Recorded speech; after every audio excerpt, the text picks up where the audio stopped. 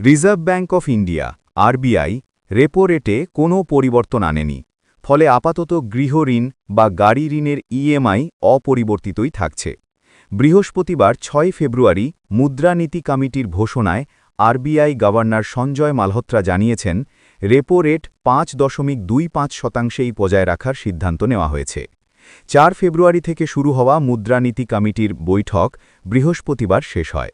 বৈঠক শেষে গভর্নর জানান, কমিটি সর্বসম্মতিক্রমে সুদের হারে কোনো পরিবর্তন না করার সিদ্ধান্ত নিয়েছে।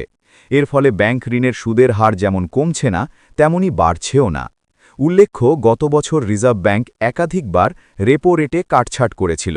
২০২৫ সালে মোট ১২৫ বেসিস পয়েন্ট রেপো রেট কমানো হয়। ডিসেম্বরের নীতিমালা বৈঠকে রেপো রেট ২৫ বেসিস পয়েন্ট কমিয়ে ৫.৫০% থেকে ৫.২৫% নামানো হয়েছিল।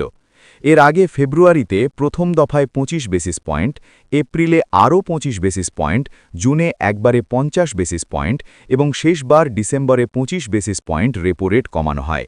তবে চলতি মুদ্রানীতি বৈঠকে সেই ধারায় বিরতি টেনে সুদের হার অপরিবর্তিত রাখার সিদ্ধান্ত নিল আরবিআই। বৃহস্পতিবার গভীর রাতে প্রবল কম্পন অনুভূত হল দার্জিলিং, শিলিগুড়ি ও জলপাইগুড়ির বিস্তীর্ণ এলাকায়। রাত তখন 2:20। সিকিমের গ্যাংটক থেকে ২৬ কিমি উত্তর পশ্চিমে এবং দার্জিলিং থেকে ৪৪ কিমি দূরে ছিল এই ভূমিকম্পের উৎসস্থল। রিক্টার স্কেলে কম্পনের মাত্রা ছিল ৪.৩।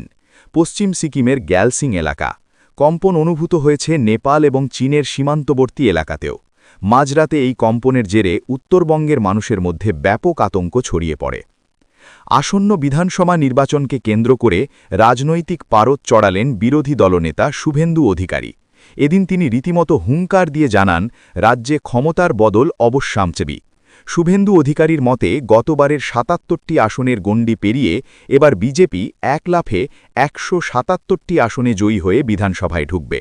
তার এই মন্তব্য ঘিরেই এখন রাজ্য রাজনীতিতে শুরু হয়েছে জোরদার চর্চা। বসন্তের আগমনী সুর শোনা গেলেও শীত যেন এখনই মাঠ ছাড়তে নারাজ। পশ্চিমী ঝঞ্ঝার বাধা কাটতেই ফের অবাধে ঢুকতে শুরু করেছে উত্তর পশ্চিমের হিমেল হাওয়া। আলিপুর আবহাওয়া দপ্তরের ইঙ্গিত অনুযায়ী আগামী কয়েকদিন এই আমেজ বজায় থাকবে, ফলে এখনই ভারী চাদর বা লেপ আলমারিতে তুলে রাখার সময় আসেনি।